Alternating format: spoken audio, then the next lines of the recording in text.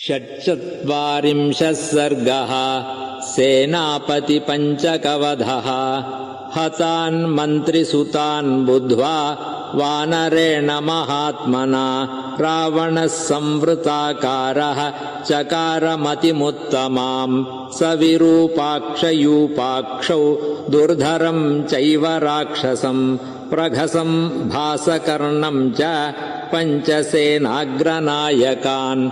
संदिदेश दशग्रीवो वीरान्नयविशारदान् हनुमद्ग्रहणे व्यग्रान् वायुवेगसमान् युधि। यातसेनाग्रगाः सर्वे महाबलपरिग्रहाः सवाजिरथमातङ्गाः स कपिशास्यतामिति।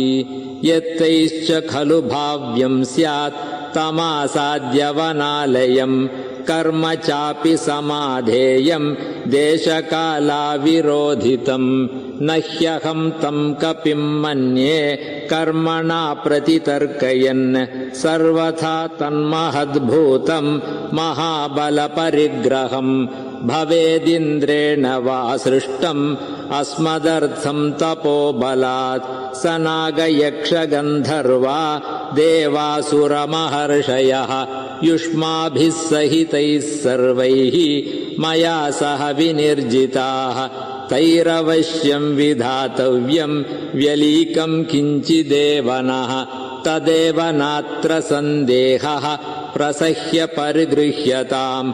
नावमान्यस्य युष्माभिः हरिक्रूरपराक्रमः दृष्टा हि हरयः पूर्वं मया विपुलविक्रमाः। वाली च सह सुग्रीवो जाम्बवांश्च महाबलः नीलसेनापतिश्चैव ये चान्ये विविधादयः। नैवं तेषां गतिर्भीमा न तेजो न पराक्रमः न मतिर्न बलोत्साहौ न रूपपरिकल्पनम्। महत्सत्त्वमिदं ज्ञेयं कपिरूपं व्यवस्थितं प्रयत्नं महदास्थाय क्रियतामस्य निग्रहः। कामं लोकास्त्रयस्येन्द्राः ससुरासुरमानवाः भवतामग्रतस्थातुं न पर्याप्तारणाजिरे। तथापि तु न यज्ञेन जयमाकाङ्क्षतारणे आत्मारक्ष्य प्रयत्नेन युद्धसिद्धिर्हि चञ्चला। ते स्वामी वचनं सर्वे प्रतिगृह्य महोजसः समुत्पेतुर्महावेगा हुताश समतेजसः।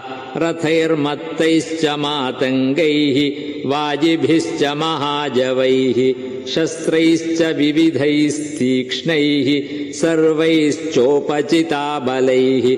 ततस्तं ददृशुर्वीरा दीप्यमानं महाकपिम् रश्मिमन्तमिवोद्यन्तं स्वतेजो रश्मिमालिनं। तोरणस्थं महोत्साहं महावेगं महाबलं महामतिं महोत्साहं महाकायं महाभुजं। तं समीक्षैव ते सर्वे दिक्षु सर्वास्वस्थिताः। तैस्तैः प्रहरणैर्भीमैरभिपेतुस्ततस्ततः।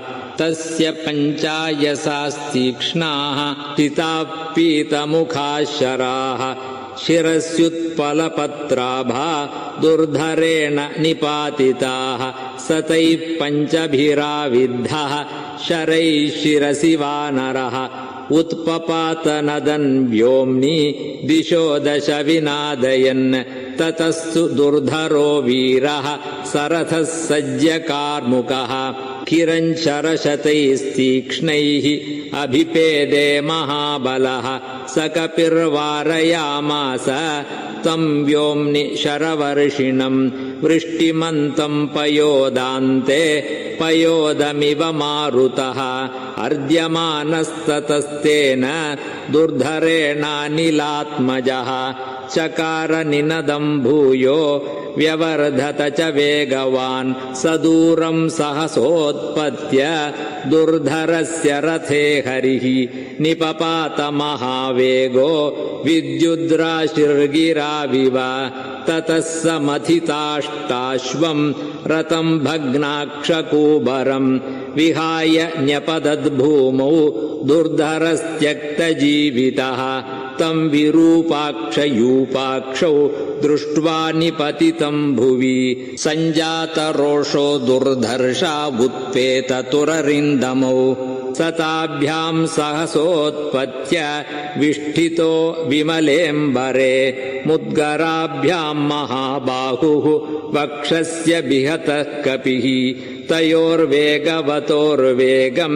विनिहत्य महाबलः निपपात पुनर्भूमौ सुपर्णसमविक्रमः ससालवृक्षमासाद्य तमुत्पाट्य च वानरः तावुभौ राक्षसौ वीरौ जघान पवनात्मजः ततस्तां श्रीन् हतां ज्ञात्वा वानरेण तरस्विना अभिपेदे महावेगः प्रसह्य प्रघसो हरिं भासकर्णश्च संक्रुद्धः शूलमादाय वीर्यवान् एकतः कपिशार्दूलं यशस्विनमवस्थितं पट्टसेन शिताग्रेण प्रघस प्रत्यबोधयत् भासकर्णश्च शूलेन राक्षसः कपिसत्तमं सताभ्यां विक्षतैर्गात्रैः असृग्दिग्धतनूरुहः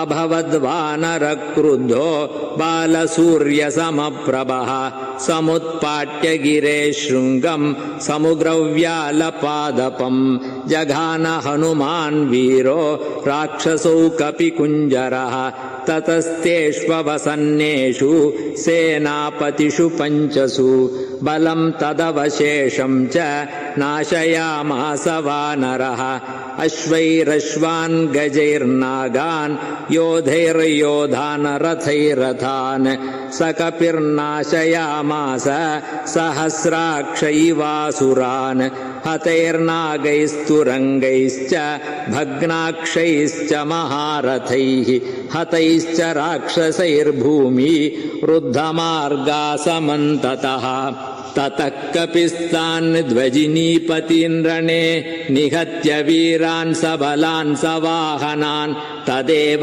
वीरः परिगृह्य तोरणं कृतक्षणकाल इव प्रजाक्षये इत्यार्षे श्रीमद् रामायणे वाल्मीकीये आदिकाव्ये 24 सहस्रिकायां संहितायां सुन्दरकाण्डे सेनापतिपञ्चकवधो नाम 46 सर्गः।